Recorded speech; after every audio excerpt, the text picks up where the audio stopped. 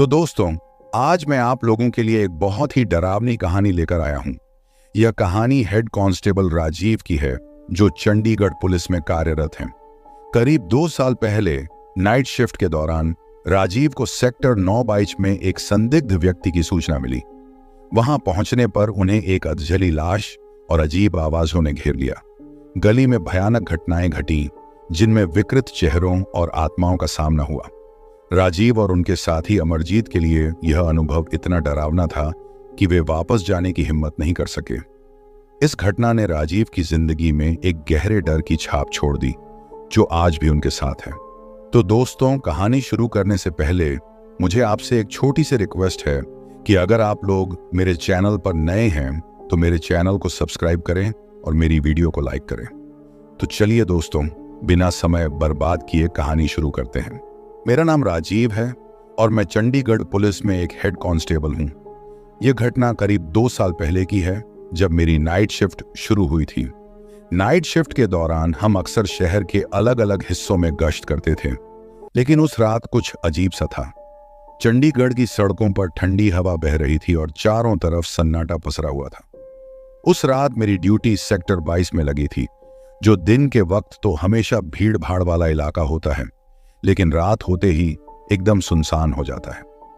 मेरी बाइक धीमी गति से चल रही थी और मैं चौकन्ना था, क्योंकि कुछ दिनों से इलाके में चोरी की घटनाएं बढ़ गई थी।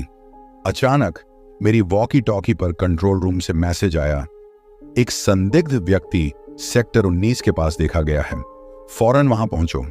मैंने बाइक घुमाई और तेजी से सेक्टर 19 की ओर बढ़ा।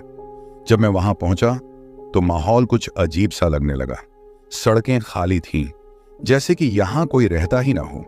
सड़क के किनारे लगी स्ट्रीट लाइट्स भी बार बार झपक रही थीं, मानो कोई तकनीकी खराबी हो। मैंने सोचा कि शायद यह सिर्फ मेरी थकान का असर है, लेकिन जब मैंने गाड़ी रोकी तो मुझे एक बेजान साया सड़क के दूसरे किनारे चलते हुए दिखाई दिया। वो आदमी बहुत धीरे धीरे घसीटते हुए कदमों से चल रहा था। उसके कपड़े मैले कुचैले थे और उसके चेहरे का भाव कुछ ऐसा था जिसे देखकर मुझे एक अजीब सा डर महसूस हुआ। मैंने अपनी टॉर्च जलाकर उसकी ओर इशारा किया और पूछा, कौन हो तुम? इतनी रात में यहां क्या कर रहे हो? वो आदमी रुका, लेकिन उसने मेरी तरफ नहीं देखा। उसकी गर्दन कुछ अजीब ढंग से झुकी हुई थी। अचानक, बिना किसी चेतावनी के, उसने पीछे मुड़कर मुझे देखा। उसकी वो आंखें कुछ ऐसी थीं जैसे उसमें कोई जीवन ही ना हो, एकदम ठंडी और सूनी। मैंने तुरंत अपने हथियार की तरफ हाथ बढ़ाया, लेकिन तब तक वो व्यक्ति एक अंधेरी गली में गायब हो चुका था। मुझे समझ नहीं आ रहा था कि ये सब क्या हो रहा है। मैंने कंट्रोल रूम को रिपोर्ट देने की कोशिश की, लेकिन वॉकी टॉकी से कोई आवाज नहीं आ रही थी। चारों तरफ अजीब सी खामोशी थी और हवा में एक घुटन भरा माहौल था। मैंने खुद को संभालने की कोशिश की और बाइक पर बैठकर उस गली के अंदर गया जहां वो आदमी गया था। गली के अंदर जाने पर मुझे महसूस हुआ कि यहां कुछ ठीक नहीं है। गली बेहद संकरी और पुरानी थी, जैसे सालों से यहां कोई नहीं आया हो। अचानक मेरे फोन की बैटरी खत्म हो गई और मैंने खुद को पूरी तरह से अंधेरे में पाया। क्या वो व्यक्ति सच में एक इंसान था, या मेरी आंखों ने मुझे धोखा दिया था? गली में घुप अंधेरा था, सड़क टूटी फूटी और खाई से ढकी हुई थी। मैं धीरे धीरे बाइक से आगे बढ़ रहा था। मेरी नजरें चारों ओर घूम रही थी, लेकिन किसी इंसान का कोई अता पता नहीं था।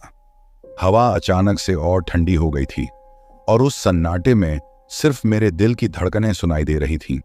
मुझे ऐसा लग रहा था जैसे कोई मुझे देख रहा हो, लेकिन जब भी मैं पीछे मुड़कर देखता, वहां कोई नहीं होता। मैंने अपनी बाइक की हेडलाइट्स को थोड़ा ऊपर किया और देखा कि गली के आखिर में एक पुराना पेड़ खड़ा था। पेड़ के नीचे कोई बैठा हुआ दिखाई दे रहा था, शायद वही आदमी। उसकी आकृति धुंधली सी थी, लेकिन मैं जानता था कि वही था। मेरी धड़कनें तेज हो गईं, लेकिन मैंने खुद को शांत रखने की कोशिश की। एक पुलिस अधिकारी के रूप में हमें हर स्थिति का सामना करना सिखाया जाता है, लेकिन उस वक्त मैं खुद को बेबस महसूस कर रहा था। मैंने गाड़ी रोक दी और धीरे धीरे उसके पास जाने लगा। मेरी हरकतें बेहद सावधानी से थीं, क्योंकि मैं नहीं जानता था कि आगे क्या होने वाला है। जैसे ही मैं उसके पास पहुंचा, उसकी सांसों की आवाज सुनाई देने लगी, लेकिन कुछ अजीब था। उसकी सांसें असमान थीं, जैसे कोई व्यक्ति जोर जोर से हाँफ रहा हो।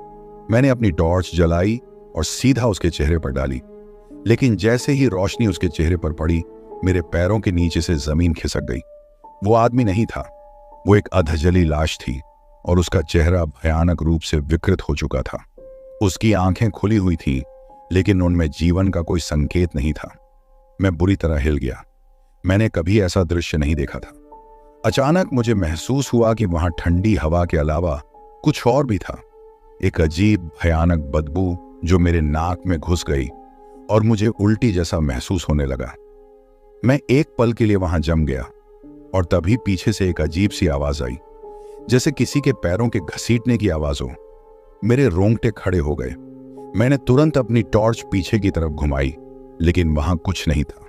आवाज फिर से आई और इस बार ज्यादा करीब से। मेरे शरीर में सिहरन दौड़ गई। मैंने चारों तरफ देखा, लेकिन कुछ भी दिखाई नहीं दे रहा था।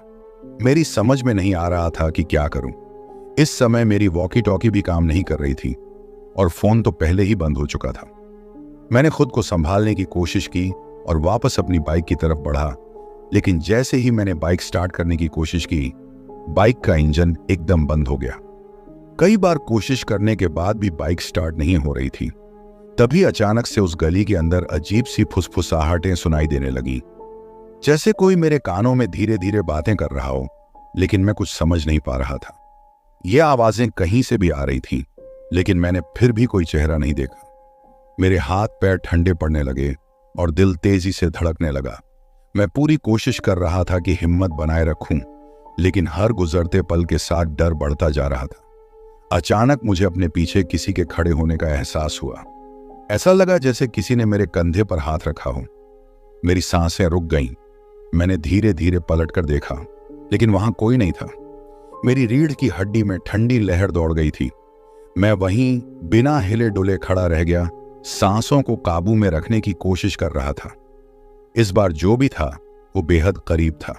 अंधेरे में मेरी टॉर्च की रोशनी कुछ खास काम नहीं कर रही थी और बाइक तो जैसे पूरी तरह जवाब दे चुकी थी। मैंने सोचा कि इस गली से बाहर निकलना ही सबसे सही होगा, लेकिन जैसे ही मैं बाइक से उतरकर कुछ कदम चला, फिर वही घसीटती हुई आवाज सुनाई दी, इस बार पहले से कहीं ज्यादा तेज। मैंने तुरंत पलटकर देखा और इस बार मेरी आंखों के सामने जो था वो मेरे दिल को दहला देने के लिए काफी था। वही अधजली लाश जो पहले पेड़ के नीचे थी, अब मेरे ठीक सामने खड़ी थी।